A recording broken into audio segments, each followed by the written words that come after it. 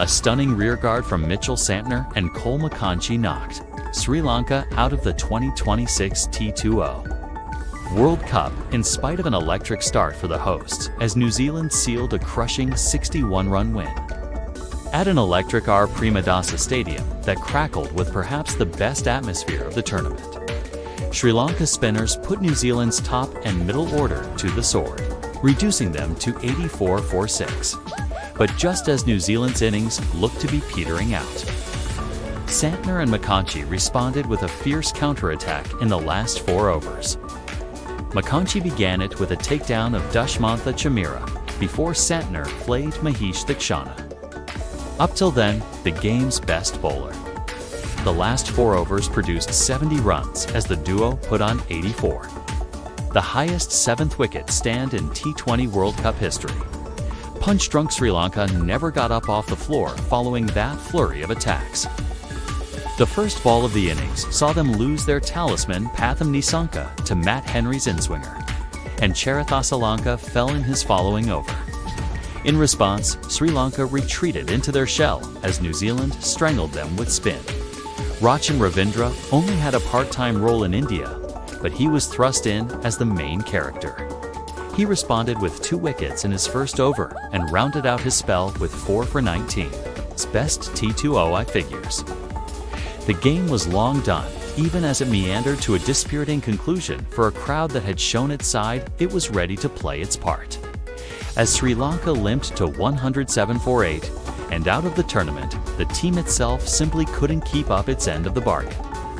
It was a boomerang of a day for Mahesh Theekshana for the extremes it swung between.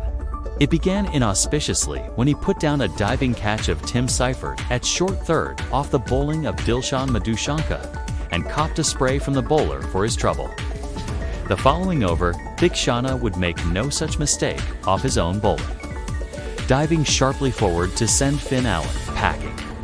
It began 3 sensational overs for the spinner as he engineered a New Zealand collapse, dismissing Ravindra and Mark Chapman within 3 balls of each other.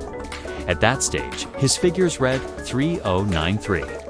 However, New Zealand's late counterattack sullied them somewhat, with the spinner unable to stem the run flow as Santner took him apart for 21 in his last over. Henry double strike leaves Sri Lanka reeling. New Zealand had the momentum at the halfway mark thanks to the Santner McConchie stand, and Henry made sure it carried on uninterrupted. Off the first ball of the chase, he produced an unplayable in-swinger that burst past Nissanka's inside edge to knock off the top of the stumps. It was the start of a wicket maiden, and that dagger already plunged. He returned for his second to take another wicket to open the over. This time, it was Charathasalanka, a listless heave, merely ballooning up in the infield. To add insult to injury, McConchie and Santner returned to strangle Sri Lanka through half of the power play.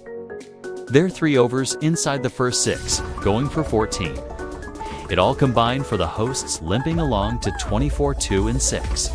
The lowest power play score all tournament. Ravindra shows the way forward. New Zealand played most of this World Cup on the flat Chennai surfaces, but tonight's bowling performance revealed their impressive flexibility.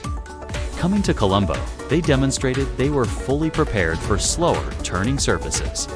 McConchie was added in place of James Neesham to add bowling depth, with Ish Sodhi playing his first game of the tournament, not counting the Pakistan fixture that was washed out.